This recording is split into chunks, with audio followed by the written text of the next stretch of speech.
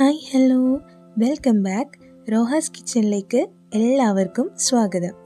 നല്ല കൊഞ്ചോ ചെമ്മീനോ കിട്ടിയാൽ റോസ്റ്റ് ഉണ്ടാക്കി കഴിക്കാൻ ഇഷ്ടമില്ലാത്തവർ ആരാണുള്ളത്? അപ്പോൾ ഇന്ന് ഞാൻ വന്നിട്ടുള്ളത് നല്ല തനി നാടൻ രുചിയുള്ള ചെമ്മീൻ റോസ്റ്റിൻ്റെ റെസിപ്പിയുമായാണ്. അതുപോലെ നമ്മുടെ ചാനൽ ഇതുവരെ സബ്സ്ക്രൈബ് ചെയ്തിട്ടില്ലെങ്കിൽ, ആദ്യമായാണ് കാണുന്നതെങ്കിൽ സബ്സ്ക്രൈബ് ചെയ്യാൻ മറക്കല്ലേ. ഇതിനായി ഞാനിവിടെ മിക്സിയുടെ ഒരു ചെറിയ ജാർ എടുത്തിട്ടുണ്ട്. ഇതിലേക്ക് ആദ്യം ഒരു 10 മുതൽ 15 വരെ ചെറിയുള്ളി ചേർത്ത് കൊടുക്കാം. ശേഷം ഇതുപോലെ തന്നെ 10 മുതൽ 15 വരെ അല്ലി വെളുത്തുള്ളി കൂടി ഇട്ട് കൊടുക്കാം.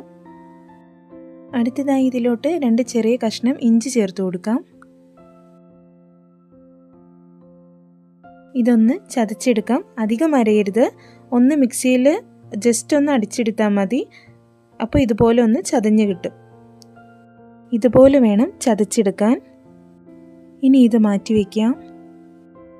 ഇതായി ഞാനിവിടെ ഒരു കടായി അടുപ്പത്ത് വെച്ചിട്ടുണ്ട്. കടായി ചൂടായി വരുമ്പോൾ അതിലേക്ക് ഒരു 3 ടേബിൾ സ്പൂണോളം ഓയിൽ ചേർത്ത് കൊടുക്കാം. വെളിച്ചെണ്ണ ഉണ്ടെങ്കിൽ വെളിച്ചെണ്ണ ചേർക്കാം. എണ്ണ ചൂടായാൽ നേരത്തെ ചതച്ച് വെച്ച അരപ്പ് മുഴുവനായി ചേർത്ത് കൊടുക്കാം.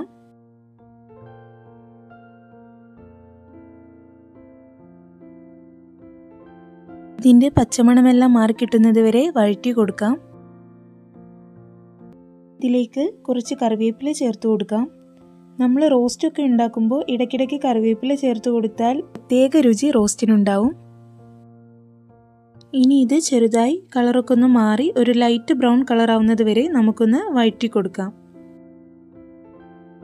പച്ചമണമൊക്കെ മാറി ഇതുപോലെ ലൈറ്റ് ബ്രൗൺ കളർ ആകുമ്പോൾ ഇതിലേക്കൊരു മീഡിയം സവാള പൊടിയായി അരിഞ്ഞത് കൂടി ചേർത്ത് കൊടുക്കാം. ഇതൊന്ന് വഴന്ന് വരുന്നത് വരെ ഇളക്കി കൊടുക്കാം. ഈ സമയത്ത് നമുക്കിതിലേക്ക് 1 ടീസ്പൂൺ കല്ലുപ്പ് കൂടി ചേർത്ത് കൊടുക്കാം. കറികളും റോസ്റ്റും ഒക്കെ ചെയ്യുമ്പോൾ കല്ലുപ്പ് ചേർക്കുന്നതാണ് കൂടുതൽ സ്വാദ്. മാത്രമല്ല ഇത് സവാള പെട്ടെന്ന് തന്നെ വഴന്ന് കിട്ടാനും സഹായിക്കും. ഇനി അടുത്തതായി 2 പച്ചമുളക് വട്ടത്തിൽ അരിഞ്ഞത് കൂടി ചേർത്ത് കൊടുക്കാം.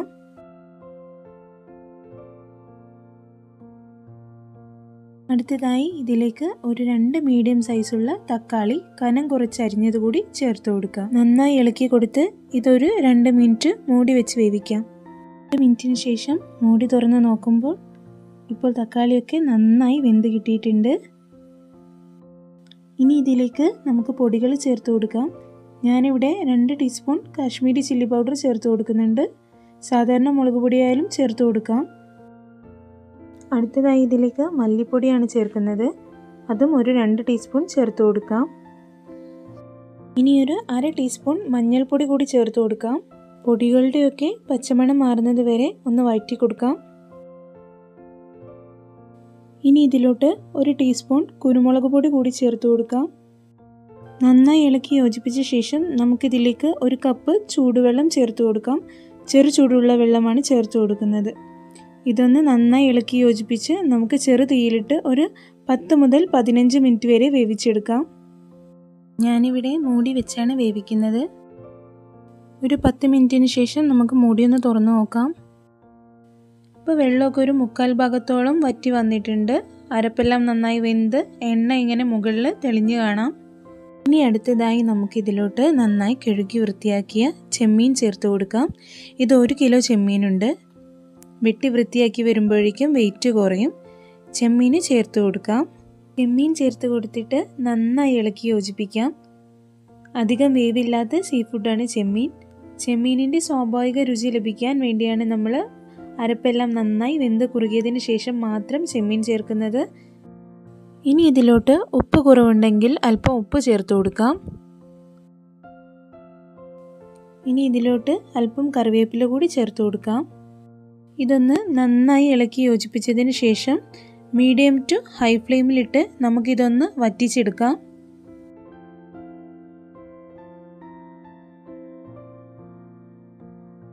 അല്പം ഗ്രേവി കൂട്ടി കഴിക്കാൻ ഇഷ്ടപ്പെടുന്നവർക്ക് ഈ ഒരു സ്റ്റേജിൽ തന്നെ ഇത് വാങ്ങി വയ്ക്കാം.